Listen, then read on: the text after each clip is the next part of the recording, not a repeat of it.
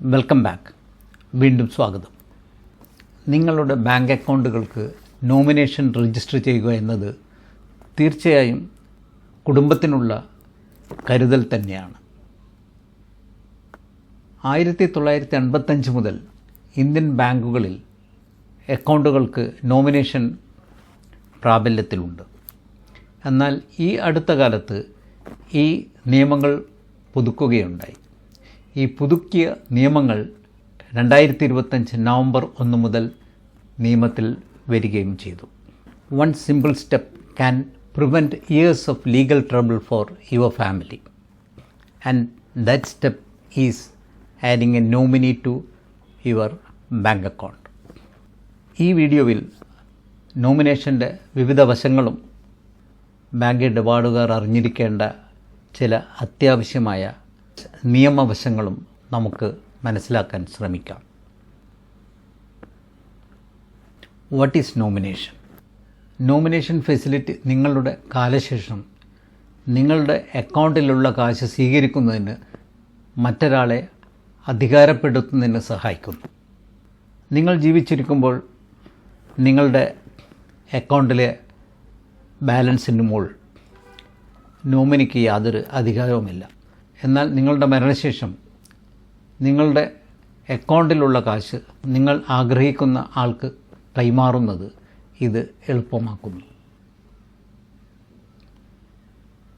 Y is nomination important? 2025 June അവസാനത്തെ കണക്കനുസരിച്ച് 67,003 കോടി രൂപ ബാങ്ക് അക്കൗണ്ടുകളിൽ അൺക്ലെയിംഡായി കിടക്കുന്നുണ്ട്. ഇതിൽ വലിയ ഭാഗം മരിച്ചുപോയവരുടെ പിന്തുടർച്ചക്കാർക്ക് കിട്ടാനുള്ളതാണ്. നോമിനേഷൻ സൗകര്യം കൃത്യമായി ഉപയോഗിച്ചിരുന്നെങ്കിൽ എളുപ്പത്തിലും വേഗത്തിലും ഇതിൽ വലിയ ഭാഗം നോമിനികൾക്ക് കൈമാറാമായിരുന്നു. What do the latest rules say? പുതിയ ബാങ്ക് അക്കൗണ്ടുകൾ തുറക്കുമ്പോൾ നോമിനേഷൻ പരിഗണിക്കുന്നത് RBI നിർബന്ധമാക്കിയിട്ടുണ്ട്. നിങ്ങൾക്ക് നോമിനേഷൻ ഇല്ലാതെ അക്കൗണ്ടുകൾ തുടങ്ങുവാൻ പറ്റില്ല എന്ന് ഇതിന് അർത്ഥമില്ല. നോമിനേഷൻ രജിസ്റ്റർ ചെയ്യണോ വേണ്ടേ എന്ന് നിങ്ങളൊരു കോൺഷ്യസ് ഡിസിഷൻ എടുക്കണം. നോമിനേഷൻ ആവശ്യമില്ലെങ്കിൽ you must submit written opt out declaration.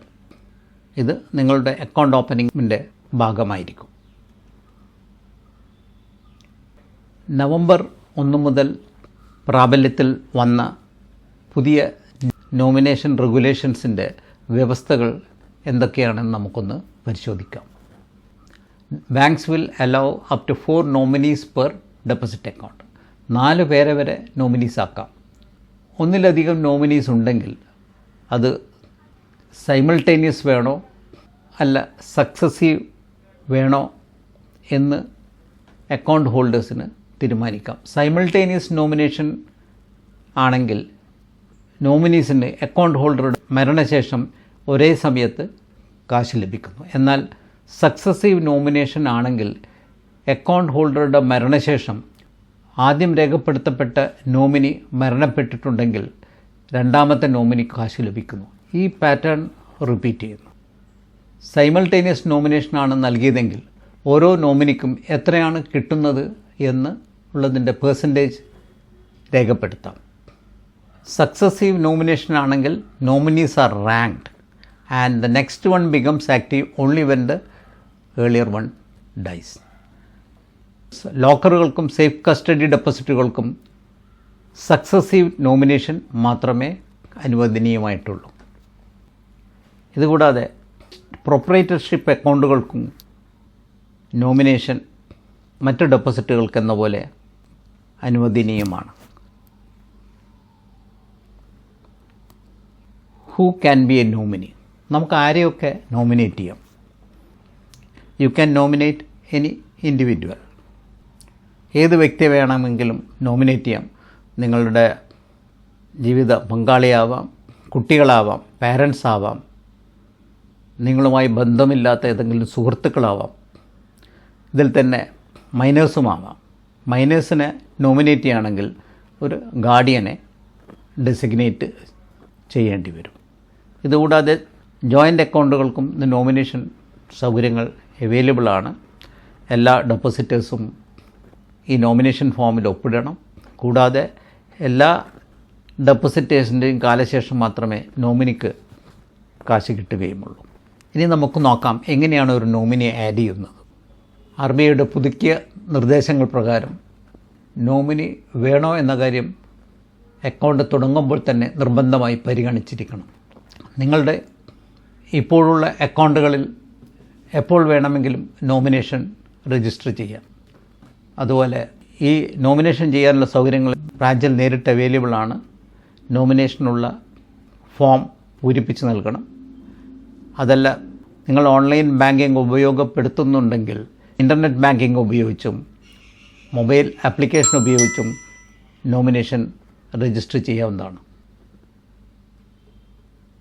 ഒരാളുടെ മരണശേഷം നോമിനിക്ക് എങ്ങനെയാണ് കാശ് കിട്ടുന്നത് എന്ന് നോക്കാം. പല ആവശ്യങ്ങൾക്കും ഡെത്ത് സർട്ടിഫിക്കറ്റ് ആവശ്യമാണ്. അതുകൊണ്ട് നമ്മൾ ഡെത്ത് സർട്ടിഫിക്കറ്റ് എടുത്തിരിക്കും. പിന്നെ ID പ്രൂഫ്, അതൊരു പ്രശ്നമേ അല്ല. എല്ലാവർക്കും ബാങ്ക് അക്കൗണ്ടുകളും നിരവധി ID കാർഡുകളും ഉണ്ടാകും, അതുപയോഗിക്കാം.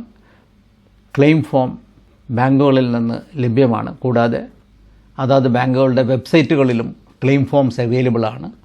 ബാങ്കുകളെ സംബന്ധിച്ച് ഇത് മൂന്നും ഉറപ്പാക്കിയാൽ മാത്രം മതി.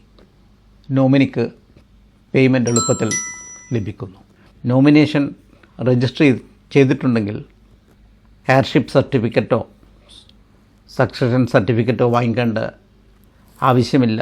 കൂടാതെ പണ്ടൊക്കെയാണെങ്കിൽ തുകക്ക് കണക്കായിട്ടുള്ള ഇൻഡംനിറ്റി, ജാമ്യം ആവശ്യപ്പെടുമായിരുന്നു. നോമിനേഷൻ ഉണ്ടെങ്കിൽ ഈ ബുദ്ധിമുട്ടുകളൊന്നും ഉണ്ടാവില്ല. ഇവിടെ പറഞ്ഞതുപോലെ ഡെത്ത് സർട്ടിഫിക്കറ്റും ID പ്രൂഫും ക്ലെയിം ഫോമും മാത്രം മതി നിങ്ങൾക്ക് നിങ്ങളുടെ കാശ് ക്ലെയിം ചെയ്യാൻ. ഇവിടെ ചെറിയൊരു നിയമവശം കൂടി നിങ്ങൾ അറിഞ്ഞിരിക്കേണ്ടതാണ്. നോമിനി ഒരു ട്രസ്റ്റിയാണ്. അക്കൗണ്ട് ഹോൾഡർ നിങ്ങളെ ഡെസിഗ്നേറ്റ് ചെയ്തിരിക്കുന്നു ഒരു നോമിനിയായിട്ട്. ബാങ്കിനെ സംബന്ധിച്ചോളം ഈ നോമിനിക്ക് പേയ്മെൻറ്റ് നടത്തുന്നതോടുകൂടി ബാങ്കിൻ്റെ ഉത്തരവാദിത്വം തീർന്നു. എന്നാൽ നോമിനി അല്ലാതെ മറ്റ് ലീഗൽ ഹെയർസ് ഉണ്ടെങ്കിൽ ചിലപ്പോൾ നോമിനിക്കെതിരെ ലീഗൽ ഹെയർസിന് ക്ലെയിം കൊണ്ടുവരാൻ സാധിക്കും. What is A take away from this? ഇതിൽ നിന്ന് നാം മനസ്സിലാക്കിയിരിക്കേണ്ട കാര്യങ്ങൾ എന്തൊക്കെയാണ്? നമ്മുടെ എല്ലാ അക്കൗണ്ടുകളിലും നോമിനേഷൻ നിർബന്ധമായും ചെയ്യുക. ഇതൊരു 5 മിനിറ്റ് നേരത്തെ ജോലി മാത്രമാണ്. അത് നമ്മുടെ കുടുംബത്തോടും സ്നേഹിക്കുന്നവരോടുമുള്ള ഉത്തരവാദിത്തമാണ്. നോമിനേഷൻ രജിസ്റ്റർ ചെയ്യുമ്പോൾ please apply your mind. Remember, nominee holds the money in trust. ഇന്ന് 4 പേരെ വരെ നോമിനേറ്റ് ചെയ്യാൻ പ്രൊവിഷനുണ്ട്. ഓരോ നോമിനിക്കും എത്ര ശതമാനം കൊടുക്കണമെന്നും നമുക്ക് രേഖപ്പെടുത്താം. ലീഗൽ ഹെയർ അല്ലാത്ത ആളെ നോമിനേറ്റ് ചെയ്യേണ്ട സാഹചര്യമുണ്ടെങ്കിൽ നോമിനിക്കെതിരെ ഡിസ്പ്യൂട്ട് വരാതിരിക്കാൻ അതിനു പറ്റിയ വില്ല് പോലുള്ള ഒരു ഡോക്യുമെൻ്റ് ഉണ്ടാക്കുന്നത് ഉപകാരപ്പെടും. ഈ വീഡിയോ ഉപകാരപ്രദമായിരിക്കുമെന്ന് കരുതുന്നു. ദയവേത് വീഡിയോ ലൈക്ക് ചെയ്യുക, സബ്സ്ക്രൈബ് ചെയ്യുക, ഷെയർ ചെയ്യുക. വീഡിയോ ഇഷ്ടപ്പെട്ടെങ്കിൽ ദയവേത് വീഡിയോ ഹൈപ്പ് ചെയ്യാനും മറക്കാതിരിക്കുക. Thank you for watching. Hope to see you soon with another useful video. Take care.